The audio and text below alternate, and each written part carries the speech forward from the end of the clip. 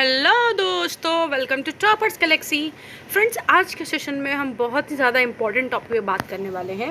हम बात करने वाले हैं DSSB 2024 TGT PGT English aspirants के लिए। फ्रेंड्स, ये वीडियो पूरी की पूरी डेडिकेटेड रहने वाली है वो सारे एस्पिरेंट्स जो कि DSSB में TGT और PGT की प्रिपरेशन कर रहे हैं इंग्लिश सब्जेक्ट में। फ्रेंड्स, ये बहुत बड़ा डिलेमा हो गया है स्टूडेंट्स के बीच कि वो ग्रामर की तैयारी कितनी करें, लिटरेचर की तैयारी कितनी करें, क्या पढ़ें क्या ना पढ़ें। इसको लेके बहुत ज़्यादा डिलेमा स्टूडेंट्स के बीच में हो गया है। फ्रेंड्स, ये डिलेमा क्यों हुआ है? क्योंकि रिसेंटली ही DSSB ने जो है अपना सिलेबस चेंज कर दिया था। आज तक क्या होता था कि DSSB कभी भी अपना सिलेबस नहीं देता था। एज सच वो ये नहीं बोलता था कि ये हमारा सिलेबस है, बस ये लिखता था कि अप टू ग्रेजुएशन लेवल। ठीक है, इस तरह की बातें किया करता था DSSB। लेकिन इस बार जो 2024 के एस्पिरेंट एग्जाम देने वाले हैं उनके लिए DSSB ने क्या किया है कि पूरा का पूरा जो है सिलेबस दे दिया है। और सबसे बड़ा डिलेमा इस बात की है कि उस सिलेबस में कहीं भी ग्रामर का जी भी नहीं है, ग्रामर का कहीं नामो निशान नहीं है सिलेबस में। अब स्टूडेंट्स बहुत परेशान हैं। क्यों? इसकी परेशानी का कारण भी लाजमी है कि आप पहले का पेपर उठा के देख लें, उसमें आप देखेंगे कि DSSB में जो देखेंगे 70 या 30 या फिर आप यहाँ पे 80 या 20 बोलें, ये भी कोई बड़ी बात नहीं है। इस हिसाब से लिटरेचर और ग्रामर का रेशियो होता था। लेकिन इस बार चूंकि सिलेबस चेंज कर दिया है तो ये बहुत बड़ी प्रॉब्लम है। इसी प्रॉब्लम से रिलेटेड क्या पॉसिबल चीज़ें हैं, कैसे हमें चीज़ों को हैंडल करना चाहिए, उससे रिलेटेड पूरी की पूरी वीडियो होने वाली है। ठीक है फ्रेंड्स, वीडियो अच्छी लगेगी, वीडियो को लाइक कीजिए, चैनल को सब्सक्राइब कीजिएगा। मैं हमेशा ही आपके लिए यूजफुल वीडियोज़ हमेशा बनाती रहती हूँ। ठीक है फ्रेंड्स, चलिए सेशन स्टार्ट करते हैं। देखिए फ्रेंड्स, DSSB में हम TGT और PGT की बात करें, ये पेपर 1 वाला जो पार्ट है ना, ये हमारा एक कॉमन पार्ट है। कॉमन पार्ट मतलब कि ये पार्ट आपको सारे पेपर में मिलने वाला है। चाहे आपका पेपर 1 मतलब चाहे आप TGT के लिए एग्ज़ाम देने जा रहे हो या PGT के लिए एग्ज़ाम देने जा रहे हो। ठीक है, तो इसलिए मैं यहाँ पे ये क्यों लेके आई हूँ, क्योंकि मैं बात अभी लिटरेचर और ग्रामर पर कर रही थी, इसलिए मैं लेके आने वाली हूँ। क्योंकि कल एक व्यूअर ने मैसेज किया मुझे, ठीक है, और उनका कहना था कि मैम क्या paper 1 just qualifying in nature है। मैं ये देख के शॉक्ड थी कि बहुत सारे बच्चे जो है इस तरीके के एग्ज़ाम प्रिपरेशन कर रहे हैं और उनको लग रहा है कि पेपर 1 क्वालिफाइंग है। नहीं, ये बहुत बड़ी एक कह सकते हो गलतफहमी है, बहुत बड़ा मिथ है। जो भी आपको इस तरह की बातें बता रहा है उनसे दूर हो जाओ, वो आपको गलत गाइडेंस कर रहा है। किसने कहा पेपर 1 जो है जस्ट क्वालिफाइंग इन नेचर है? बहुत सारे एस्पिरेंट तो इसी बात से परेशान है कि पेपर 1 क्वालिफाइंग इन नेचर है। बिल्कुल गलत, एक big no. Paper 1 is not just for qualifying. आई बात समझ में? पेपर 1 सिर्फ क्वालिफाइंग है ही नहीं, पेपर 1 का मार्क्स भी जो है जुड़ता है और वो भी आपकी जो है कट ऑफ क्लियर करने में आपकी हेल्प करता है। और पेपर 1 में है क्या क्या? रीजनिंग है, जीके है, मैथ्स है, इंग्लिश और हिंदी है। अब कई सारे एस्पिरेंट्स मुझसे ये पूछते हैं कि मैम क्या हम, कई सारे क्या होता है ना, बच्चे अपने हिसाब से सीक्वेंस डिज़ाइन कर लेते हैं। वो सोचते हैं कि सबसे पहले जाऊंगा मैं, सबसे पहले वो वाला पार्ट चूज़ करूंगा जो मुझे आता है, तो वो वाला पार्ट जब मैं करूंगा मेरा अच्छा से हो जाएगा, तो फिर मैं क्या है, मेरा कॉन्फिडेंस बिल्डअप हो जाएगा, फिर मैं जो अपना वीक वाला पार्ट है वो करूंगा। सबका अपना अपना स्ट्रैटेजी है पेपर सॉल्व करने की। पर DSSB एक ऐसा पेपर है जिसमें आपकी कोई स्ट्रैटेजी काम ही नहीं करने वाली है। क्यों नहीं काम करने वाली है? क्योंकि ऑलरेडी इन्होंने बहुत सारे जगह पे लिमिटेशंस लगा रखा है। स्क्रीन पे सबसे पहले क्या आएगा ये आपको नहीं पता। ठीक है, क्या आप देखो इसमें भी क्या रहता है, आमतौर पे एक पैटर्न जो है DSSB का, वो ऑब्जर्व करके ये आप मान सकते हो कि जो स्क्रीन पे आपको दिख रहा है ना पैटर्न, पहले रीजनिंग का, फिर जीके का, फिर मैथ का, फिर हिंदी, फिर इंग्लिश, ये एक आमतौर का पैटर्न है। मतलब आप देखोगे कि अगर DSSB ने 100 पेपर कराया है तो 99 पेपर का जो है यही पैटर्न है अभी तक के ऑब्जर्वेशन से। ठीक है, तो आप ये आमतौर पे मान के चल सकते हो कि यही जो है पेपर पैटर्न आपके एग्जाम में भी देखने वाले हो। अब कोई ये सोचे कि पहले मैं मैथ अटेम्प्ट कर लूँ, या फिर पहले मेरी इंग्लिश अच्छी है मैं इंग्लिश अटेम्प्ट कर लूँ, या फिर मेरी हिंदी अच्छी है मैं हिंदी अटेम्प्ट कर लूँ, तो आप ऐसा नहीं कर पाओगे। क्यों? क्योंकि स्क्रीन पे आपको सबसे पहले क्वेश्चन दिखेगा रीजनिंग का। अब रीजनिंग का 20 मार्क का आपको क्वेश्चन दिखेगा, 20 क्वेश्चन। ठीक है, तो रीजनिंग का 20 मार्क का जब 20 क्वेश्चन आप करोगे तो आप ये समझो कि आप जीके के क्वेश्चन सेम टाइम पे नहीं देख पाओगे। आप सिर्फ एक सेक्शन का, देखो DSSB ने सेक्शन सबमिशन कराता है। ठीक है, तो आप रीजनिंग का 20 क्वेश्चन ही जो एट अ टाइम आप स्क्रीन पे देख सकोगे। आप जीके का एक भी क्वेश्चन, मैथ, हिंदी, इंग्लिश, किसी का भी एक भी क्वेश्चन नहीं देख पाओगे स्क्रीन पे। सिर्फ 1 से लेके और 20 तक का रीजनिंग का एक क्वेश्चन आप देख पाओगे। और जैसे ही आपने रीजनिंग सॉल्व किया, आप क्वेश्चन नंबर 20 पे गए और आपने सेक्शन सबमिट किया, आपके सामने जीके का क्वेश्चन खुल जाएगा। उसके बाद आप पूरे पेपर के दौरान कभी भी रीजनिंग पे नहीं जा पाओगे, ये बात का आप ध्यान रख लो। बहुत लोग अभी यही नहीं समझ पा रहे हैं, इसी बात में कंफ्यूजन चल रही है भाई। ये इसमें कंफ्यूजन मत रखो। देखो मैं आपको साफ साफ बात बता दे रही हूँ अभी, ठीक है। आपके सामने जीके का क्वेश्चन खुला, आप रीजनिंग पे जा ही नहीं पाओगे। समझो रीजनिंग अब खत्म हो गया आपके पेपर से। अच्छा गया रीजनिंग, बेकार गया रीजनिंग, उसके बारे में सोचना बेकार है, टाइम वेस्ट है और अपने दिमाग को खराब भी करना है। आई बात समझ में? अगर आपने एक सेक्शन सबमिट कर दिया, वो सेक्शन अच्छा गया कि खराब गया उसको भूल जाओ, नेक्स्ट सेक्शन पर अपना 100% दो, क्योंकि वही आपका कट ऑफ डिसाइड करेगा, वही आपका एक सीट रिजर्व करेगा। क्लियर है बात? इसके बाद आपका जीके खुलेगा, इसके बाद आपका मैथ्स खुलेगा। मैथ्स में भी देखो ये सारे सेक्शन जो है ना, ईच सेक्शन 20 मार्क में पहले बता दे रही हूँ, पूरा जो है आपका 100 मार्क का पेपर रहेगा, पेपर 1। इसके बाद इंग्लिश, इसके बाद हिंदी, इस तरीके से आपका खुलने वाला। आई होप आपका ये जो छोटे मोटे क्वेश्चन थे, बेसिक क्वेश्चन, ये क्लियर हो गए होंगे, ठीक है। अब मैं आगे बढ़ती हूँ। अब देखो, अब हम बात करते हैं पेपर 2 का, जिसके लिए ये पूरा का पूरा जो है पेपर बना था। पेपर 2 में क्या है कि इस बार जो है DSSB ने किया है क्या, सिलेबस चेंज। अब उसको क्या कहे, सिलेबस चेंज कहे या फिर खाना पूर्ति कहे, क्या कहे नहीं पता। क्यों कह रही हूँ मैं ये बात? इसलिए कह रही हूँ कि पेपर 2 के लिए DSSB क्या कर रहा था, अभी तक कोई सिलेबस नहीं देता था। वो क्या बोलता था कि आप जो है ग्रेजुएशन जो लेवल का आपका जितने भी चीज़ें हैं वो आप पढ़ लो, वही है पेपर 2 का सिलेबस। अभी तक DSSB यही बोलता था। और साथ में यहाँ पे ग्रामर भी बोलता था कि आप जो है ग्रामर भी पढ़ लो, और यही आपके एग्ज़ाम में आता था, ठीक है।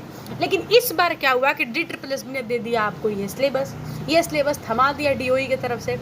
ये रहा आपका सिलेबस। अब देखो इस सिलेबस की अगर हम बात करें तो यहाँ पे लिख दिया गया है कि भाई आपको इंडियन क्लासिकल लिटरेचर पढ़ना है, यहाँ पे आपको यूरोपियन क्लासिकल लिटरेचर पढ़ना है, यहाँ पे आपको इंडियन राइटिंग पढ़ना है, यहाँ पे ब्रिटिश पोइट्री 14th और 17th सेंचुरी का पढ़ना है, American literature 18, popular literature, British poetry 17-18, British literature, romantic, और भी आगे कई सारे हैं, ठीक है। मैं आपको एक एक करके यहाँ पे बताती हूँ।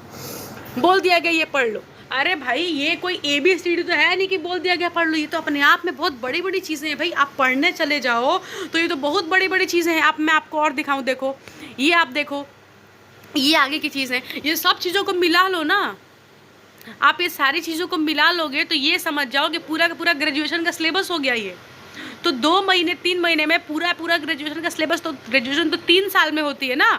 3 साल का सिलेबस आप 3 महीने में पढ़ना तो कितना मुश्किल है, और वो भी कितना डिटेल में पढ़ें, ये भी अपने आप में एक क्वेश्चन मार्क है। तो ये सारे क्वेश्चन मार्क लेके जो है स्टूडेंट्स बड़े परेशान हैं कि क्या पढ़ें हम। देखो अगर हम बात करें इंडियन क्लासिकल लिटरेचर की, इससे रिलेटेड मैं एक और वीडियो ऑलरेडी आपको अपलोड कर चुकी हूँ। डिटेल में कैसे सिलेबस करना है मैं ऑलरेडी आपको बता चुकी हूँ, ठीक है।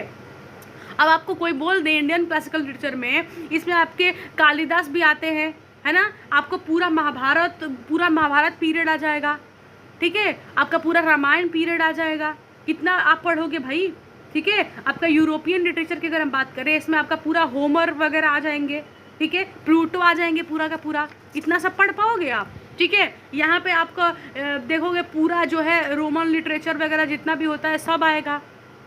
हाँ, अगर आप बोलोगे इंडियन राइटिंग का, तो इसमें तो कितने सारे लोग हैं भाई। इसमें सरोजिनी नायडू है, हमारा निज़ाम मिस्किल है, रामानुजन है, कालिदास हैं, कितनी सारी चीज़ें हैं, है ना, हमारे RK नारायण है, और तो कितने सारे इंग्लिश लिटरेचर, नीता देसाई हो गई, कितने सारे लोग हैं, ठीक है। तो इन सबको भी हमें कवर करना पड़ेगा। ब्रिटिश में बात करोगे अपने चौसर हो गए हमारे, है ना, आप शेक्सपियर को ले लो, है ना, आप बहुत सारे लोगों को लोगे। अमेरिकन पे भी चले जाओ, आप अमेरिकन में भी कितने सारे लोग हैं हमारे, आप, है ना, आप तो इतने सारे चीज़ों को कैसे करोगे। लेकिन देखो बात ये है कि अब जब सिलेबस दिया है DSSB ने, तो हमको कैसे ना कैसे करके सिलेबस तो पढ़ना ही है, ठीक है। तो देखो मैं आपको एक बात बताती हूँ। यहाँ पे बात ये है कि जब DSSB जब पहले पेपर लिया करता था तो क्या होता ना, ग्रामर का इसमें पोर्शन जो है बहुत ज़्यादा होता था एज कम्पेयर टू, अब बात करोगे लिटरेचर का पोर्शन क्रम और ग्रामर का पोर्शन ज़्यादा होता था। लेकिन इस बार के पेपर में आप देख रहे हो कि लिटरेचर का पोर्शन ज़्यादा करते हुए नजर आ रहा है, क्योंकि ग्रामर के बारे में DSSB ने बात ही नहीं की है। लेकिन आप जो है कॉमन सेंस लगाओ, क्या ये पॉसिबल है क्या कि टीजीटी का पेपर हो, मतलब DSSB एक टीजीटी टीचर को चाहता हो जो 6 क्लास से 10th क्लास तक पढ़ाएगा और उसको ग्रामर ना आए। ऐसा DSSB कभी नहीं चाहेगा। इसका मतलब ये है कि जो स्टूडेंट्स ये बोल रहे हैं कि ग्रामर पढ़ने की ज़रूरत नहीं है, ग्रामर एग्जाम में नहीं आएगा, ऐसा कुछ होने वाला नहीं है। क्योंकि आप जो है आप टीचर हो, आप टीचर बनने जा रहे हो, वो भी 6 to 10th क्लास का टीचर बनने जा रहे हो, तो इसका मतलब ग्रामर आपसे ना पूछा जाए ये पॉसिबल ही नहीं है। आपसे ग्रामर डेफिनेटली पूछा ही जाएगा। अब हम बात करें लिटरेचर की, तो देखो पहले के टाइम पे क्या हो रहा था कि आपका जो एग्जाम रेशियो है वो थोड़ा बहुत डिफरेंट रहा था। कैसे डिफरेंट रहा था? अभी तक आप प्रीवियस ईयर उठा के देख लो इंग्लिश का, हालांकि प्रीवियस ईयर बहुत कम ही अवेलेबल है। मेरे पास 7-8 प्रीवियस ईयर अवेलेबल है जो कि मैंने अपना टेलीग्राम ग्रुप में ऐड किया हुआ है, ठीक है। मेरे ग्रुप्स में भी हैं, तो डेफिनेटली आप वहाँ पर ऐड होके वो आप क्वेश्चन अवेल कर सकते हैं, ठीक है।